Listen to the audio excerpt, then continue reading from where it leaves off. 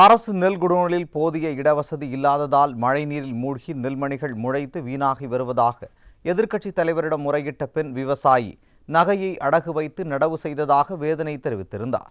இதனை புரிந்து கொள்ளாத துணை முதலமைச்சரோ அந்த பெண்ணின் மீது அபாண்டமாக குற்றம் சாட்டுகிறார்.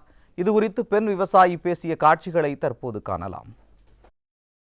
அதேபோல இங்கே நெல் மூட்டைகள் மழையில் நனைந்து முளைத்து விட்டது என்ற ஒரு நாடகத்தையும் திரு எதிர்க்கட்சித் தலைவர்கள் தெரிவித்திருக்கிறார். எதிர்க்கட்சித் தலைவரிடம் இங்கே போடப்பட்ட நெல் மூட்டை முளைத்து விட்டதாக ஒரு பெண்மணி கூறுகின்றார் என்று நேற்று தெரிவித்திருக்கிறார். நான் உடைய மாவட்ட ஆட்சியர்களிடத்தில் முதலமைச்சருடன் நான் தொடர்பு கொண்டு பேசி அது என்ன என்று ஆராய சொன்னோம்.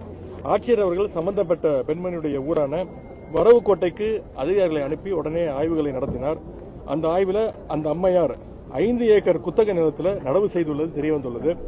அவரது வயலில் இன்று மதியம் வரை எந்த அறுவடையும் இதுவரை நடைபெறவில்லை.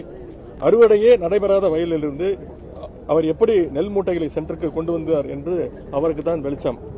எடப்பாடி சார் வந்தப்ப நெல் எல்லாம் எல்லாரும் கொண்டு காமிச்சாங்க.